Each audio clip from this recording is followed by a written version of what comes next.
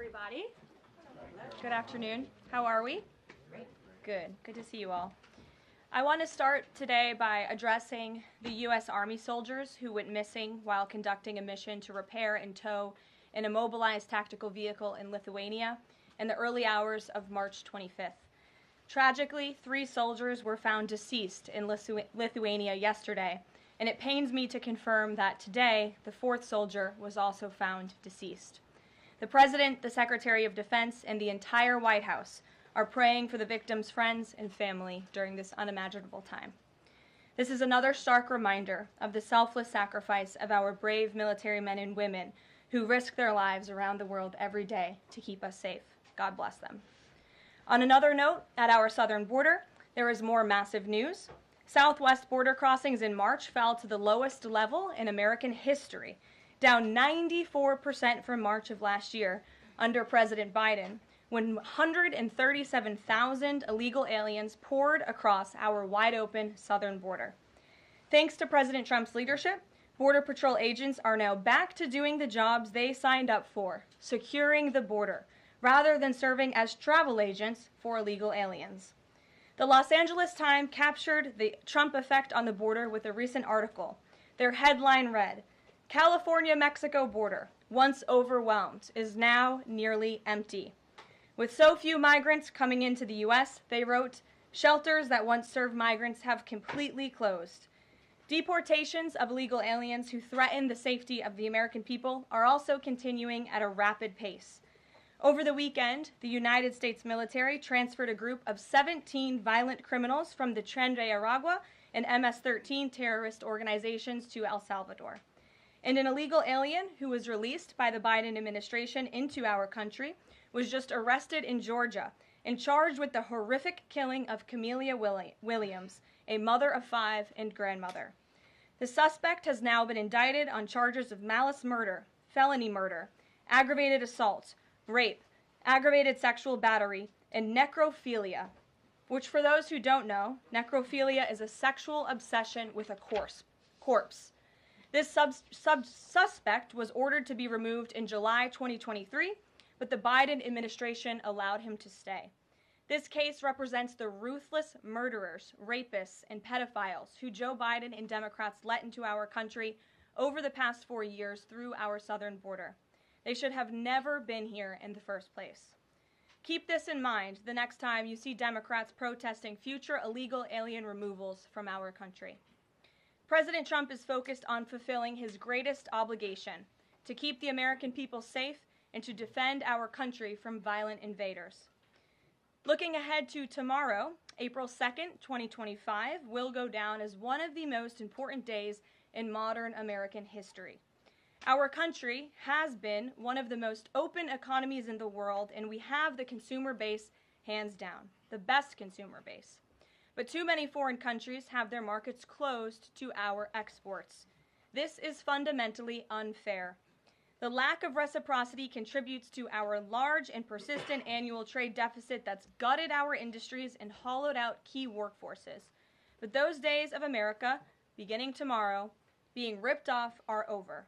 American workers and businesses will be put first under President Trump, just as he promised on the campaign trail. The President's historic action tomorrow will improve American competitiveness in every area of industry, reduce our massive trade deficits, and ultimately protect our economic and national security. President Trump's economic vision is rooted in common sense. America will offer companies the lowest taxes, energy costs, regulations, if they make their products right here in the United States and hire American workers for the job. It's simple. If you make your product in America, you will pay no tariffs. We have already seen a number of the largest companies in the world respond to this economic approach. For example, Project Stargate, led by Japan-based SoftBank and US-based OpenAI and Oracle, announced a $500 billion private investment in the United States-based artificial intelligence infrastructure. Apple announced a $500 billion investment in U.S. manufacturing and training. NVIDIA announced it will invest hundreds of billions of dollars over the next 4 years in U.S.-based manufacturing. And the Taiwan semiconductor manufacturing company TSMC announced a $100 billion investment in U.S.-based chips and manufacturing. These are just a few of the investment announcements that have already been made, and it is clear that President Trump's America First approach is already working. In our new media seat today is Mark Halperin, the co-founder and editor-in-chief of Two Way, a new live video platform that builds communities around interactive conversations with leaders and content creators from every subject area. Mark and his colleagues welcome all voices into discussions that are spirited but respectful. They have over 37.5 million video views, over 3.6 million watch time hours since the platform began just last year. This is new media in its truest sense, allowing the people to ask questions, make comments, and be an active part of engagement on the most important issues facing the country and our world. With that, Mark, please kick us off and welcome to the briefing room. Thank you, Karoline. Appreciate it. I'll ask you a question about tariffs and then one from one members of our community. Sure. About education. It's perceived by some that companies or countries, if they change their policies either before tomorrow or after tomorrow, can have the president alter what he's planning for that country or that sector. Is that a possibility? And if so, what factors the president consider in making those changes? Well, the ultimate change for these companies and these countries, Mark, will happen when they decide to do business in the United States of America. And as I just laid out, they will face no tariffs at all if these companies choose to invest here in the United States and to move their production and their manufacturing here to the United States as well. As for tomorrow, the president will be addressing the decades of unfair trade practices that have ripped our country off and American workers off. It has hollowed out our middle class. It has destroyed our heartland, and the president is focused on reshifting our global economy to ensure that America is once again the manufacturing superpower of the world. So if they do something today or later in the week that's a pledge for future activity, would that be good enough potentially to alter the policy? Again, the president has been looking at the very unfair trade practices of the past. Certainly, the president is always up to take a phone call, always up for a good negotiation, but he is very much focused on fixing the wrongs of the past and ensuring that American workers have a fair shake. So if someone calls after tomorrow and says, hey, I'm ready to make a change, he'd be open to that? The president is always open to taking calls. Okay. A question from one of our community members. Katie Reeves is a school teacher in Wisconsin. She's taught K-8 in public, independent, private, and private schools. And here's what she wanted me to ask you. She says, I see the elimination of the Department of Education as an excellent first step in the improvement of our school system.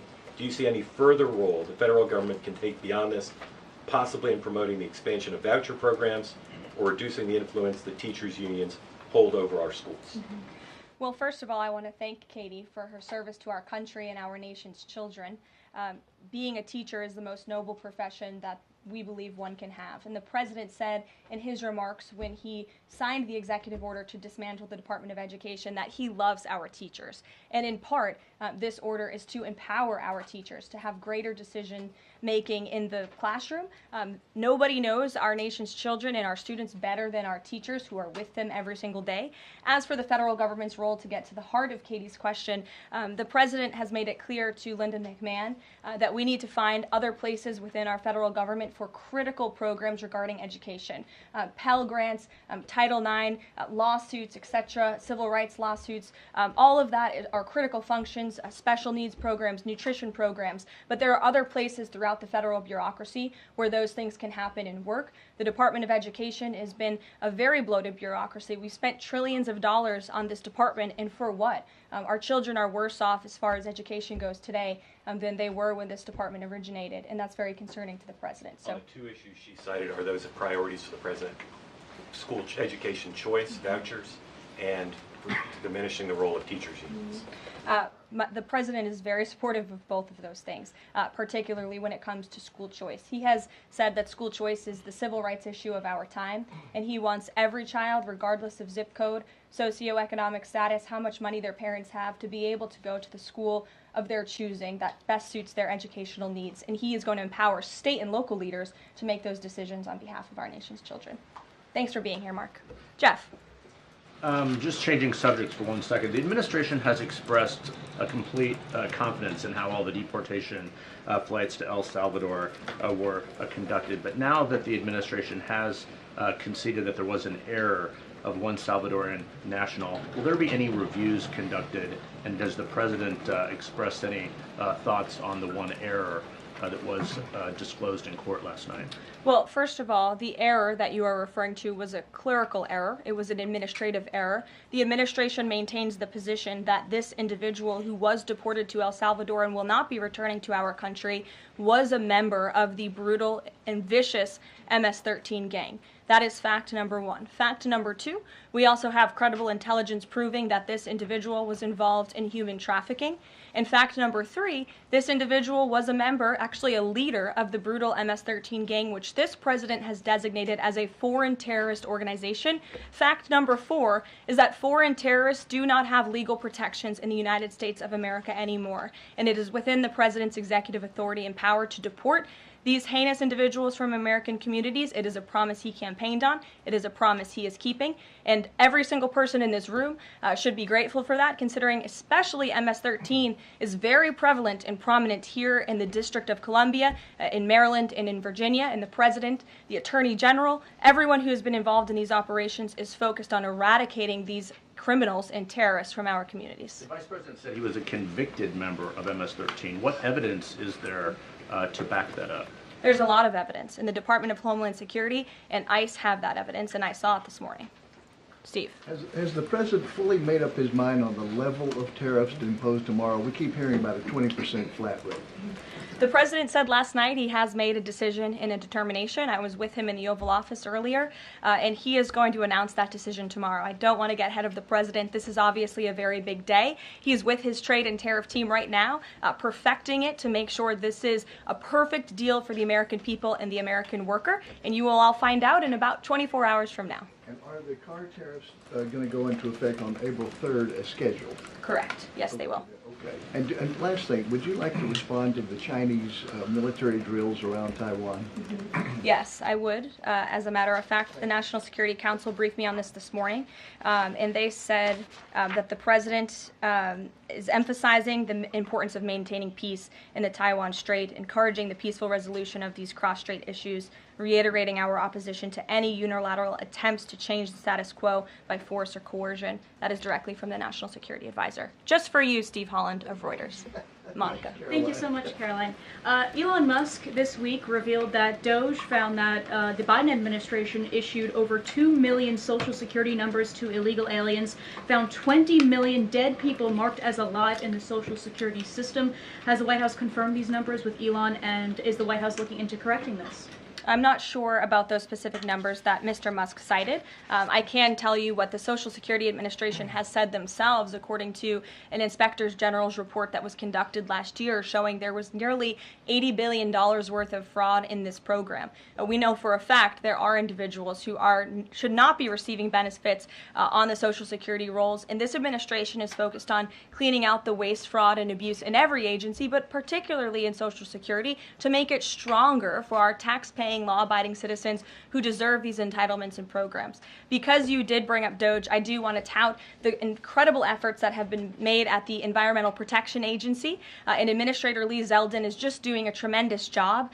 Just yesterday and today it will be going into effect. He announced that taxpayers will be saved $8 million in annual lease costs by moving staff out of the 323,000 square feet of space that the EPA currently occupies, which is completely unnecessary.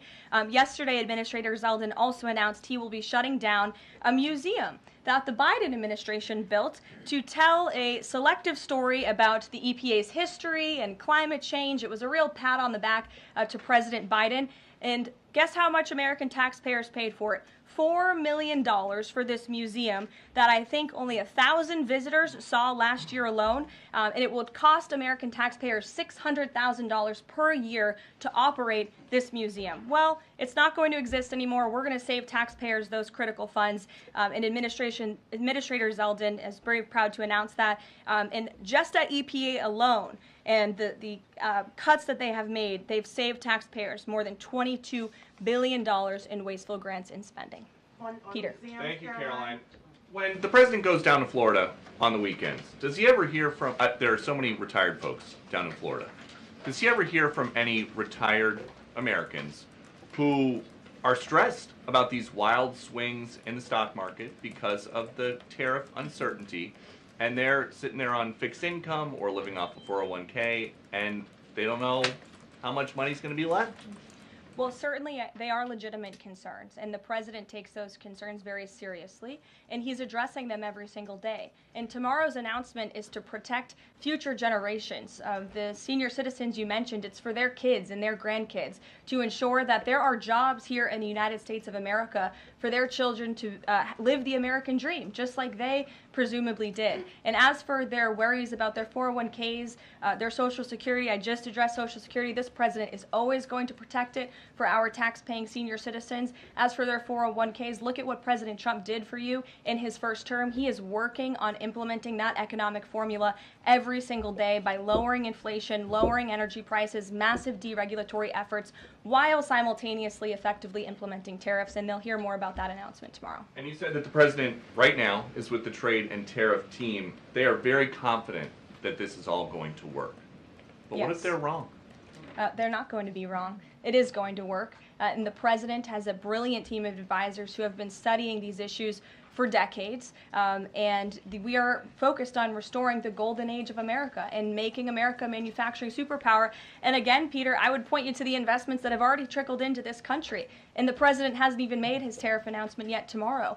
There have been billions of dollars in private investments from around the world pouring into American communities. What does that look like for those watching at home, for the people you mentioned worried about their own economic circumstances? It means more jobs in your communities, which means more money, more investments, more money in your pocket. That's what the president is committed to.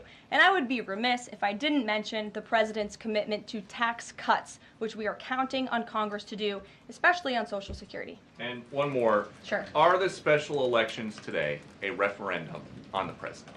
I think first of all, as you know, I'm a government employee now, so I'm not very much allowed to comment on elections that are taking place. That's something to get used to, having just been on the campaign trail for quite some time. But the president is the leader of the America First movement and the MAGA movement. And that was made very clear on November the 5th when he received nearly 80 million votes. I could also say that it is the constitutional right of every law-abiding American in these places where these elections are being held to vote, and every American should exercise their constitutional rights. Sure. Thanks, Karoline. A few questions about this deportation case. First, I wanted to clarify something that you said to Jeff a few minutes ago. You said you'd seen evidence that this man was a convicted gang member.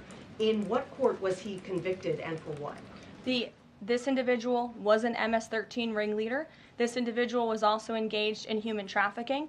And I'm glad you brought up this point again, because I would like to point out that if you just saw the headline from the insane, failing Atlantic magazine this morning, you would think this individual was Father of the Year, living in Maryland, living a peaceful life, when that couldn't be further from the truth. They didn't even mention in the title of that article, or even in the first paragraph, that this individual is an illegal criminal who broke our nation's immigration laws. He is a leader in the brutal MS-13 gang, and he is involved in human trafficking, and now MS-13 is a designated foreign terrorist organization.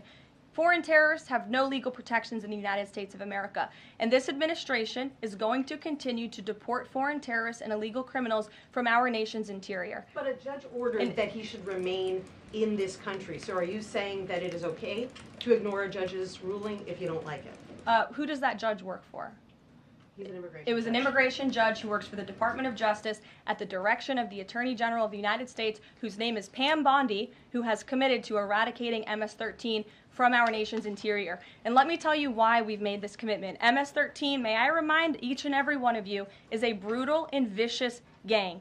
They raped and strangled a 20-year-old autistic woman to death in Maryland. They hacked 4 people to death with machetes in a park on Long Island. They have kidnapped, sexually tortured, and shot a teenage girl in Texas after she insulted them, allegedly. Killed and mutilated a 17-year-old girl in Virginia, stabbing him 16 times and cutting off his hands. They beheaded and cut out the heart of a man in Washington, D.C., They raped and murdered a 13-year-old girl in California. They sex trafficked a slew of young girls, including one who was just 12 years old.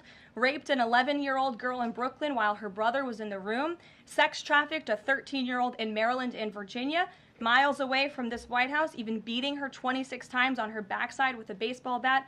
Pressured homeless New Yorkers to undergo unnecessary surgeries such as spinal fusion in order to bolster their fraudulent lawsuits. These are vicious criminals. This is a vicious gang.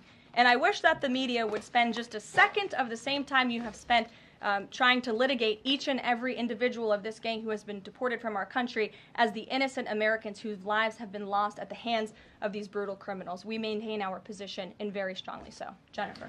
One more on the tariffs. Can you say what the latest thinking is on the start date? I know you were just in the Oval.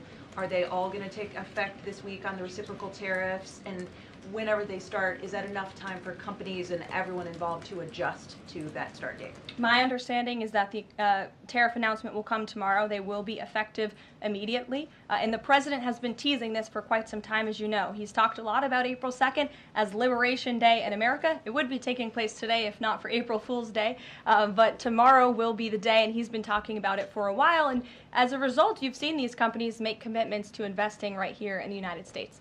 Jasmine. Thank you so much. I wonder, back on tariffs, what, if any, market indicators is the White House looking for to see if this tariffs plan is successful down the line? Well, look, the president has been asked and answered this question about the stock market and whether he's watching it. And I've said, and he has said, the market is a snapshot in time. Yesterday, Dow futures were up. And there's been a lot of talk about the market, and it was up yesterday. So, look, the president wants to ensure that all Americans make out well, particularly Main Street. That's the focus of these tariffs. But as I've said repeatedly, just like they were in his first term, Wall Street will be just fine. Shelby. Thanks. A bipartisan pair of senators sent a letter to the president today arguing that the recent strikes in Yemen are emboldening the Houthis and saying that Congress has not authorized war against them. Is the administration planning to consult with Congress at some point or going forward regarding the strikes, and any response on the letter? Well, I would absolutely reject Congress's claims. Who made those claims in Congress? Senator Jeff Merkley and Rand Paul.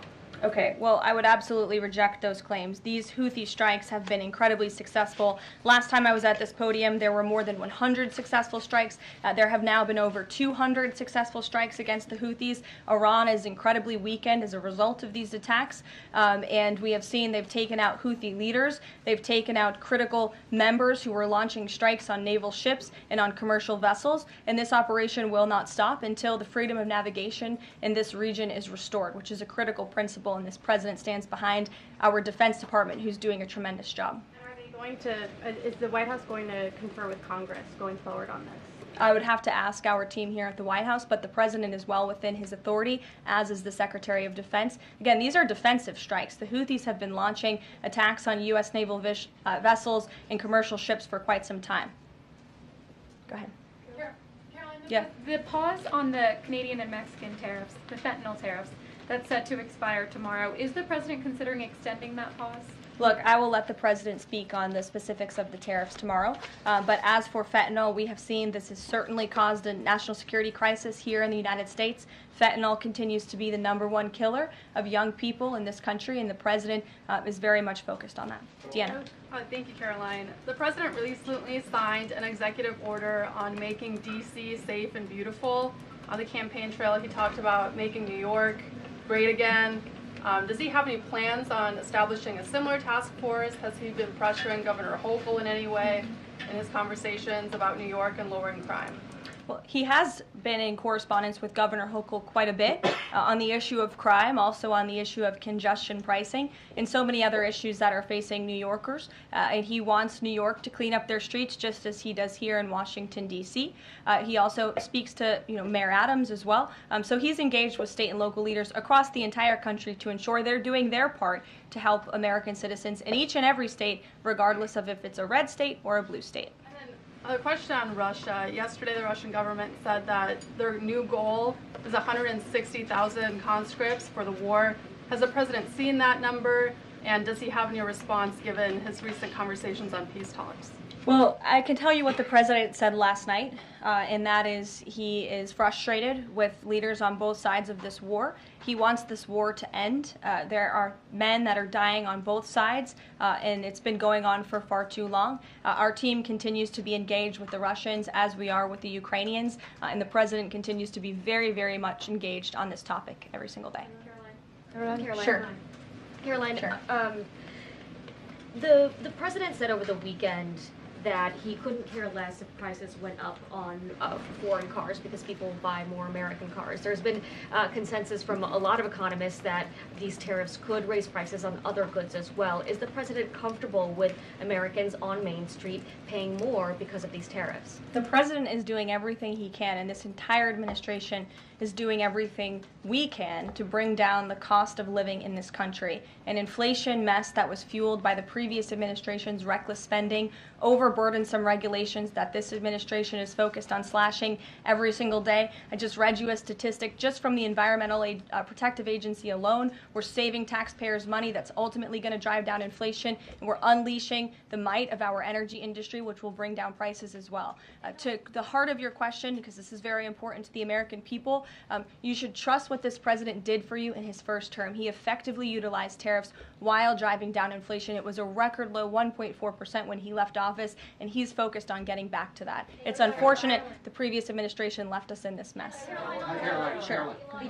Representative Anna Paulina Luna left the Freedom Caucus over their lack of support for her bill that would allow new parents to proxy vote around 12 weeks around the birth of their baby. Does the president support that bill?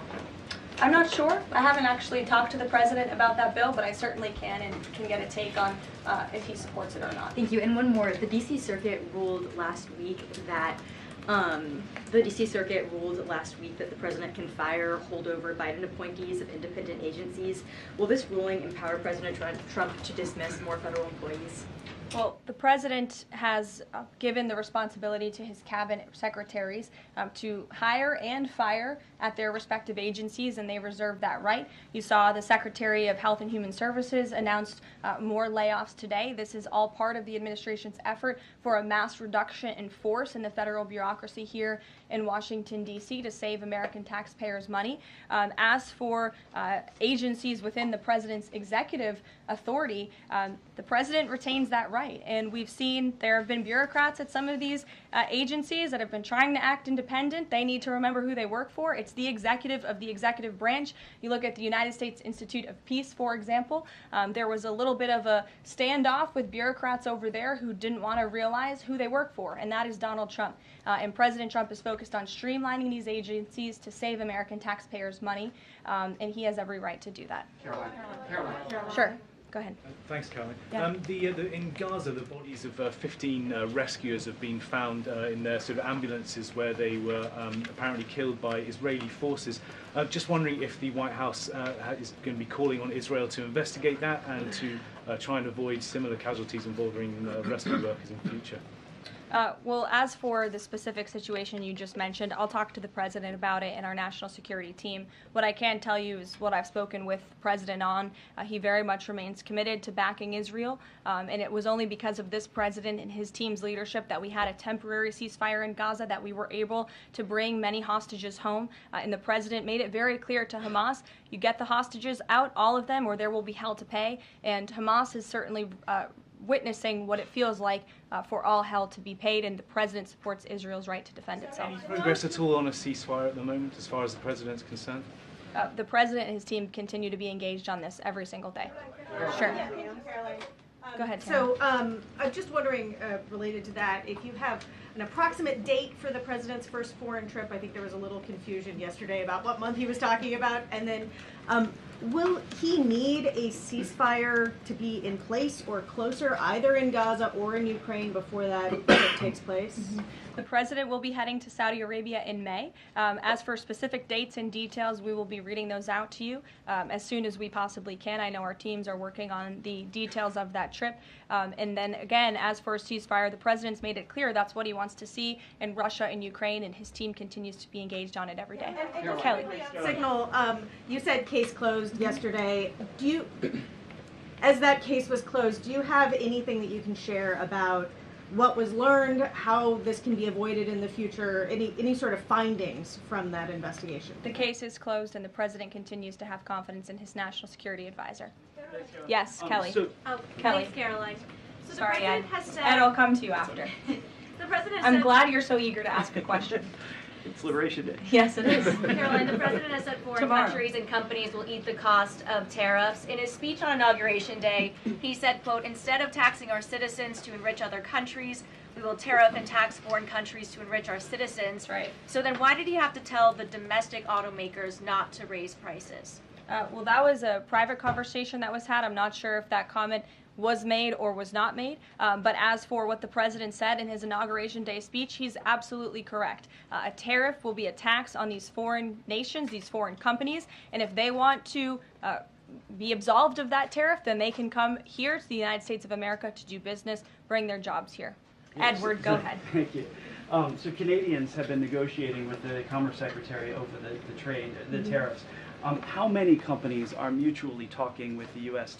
or countries are mutually talking with the U.S. to lower tariffs? I don't have a specific number, but I can tell you there have been quite a few countries that have called the president and have called his team in discussion about these tariffs. But again, there's one country the president cares most about, and it's the United States of America, and doing what's best for the people who elected him to this office to restore their jobs, their wealth, and their prosperity. I'm looking at the clock. I have a hard out today.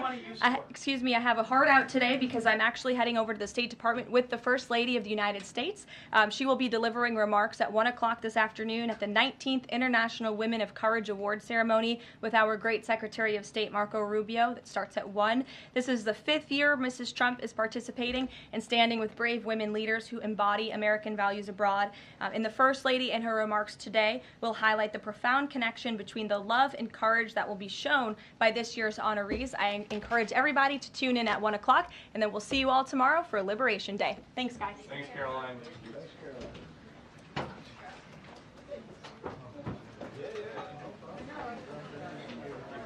Everyone,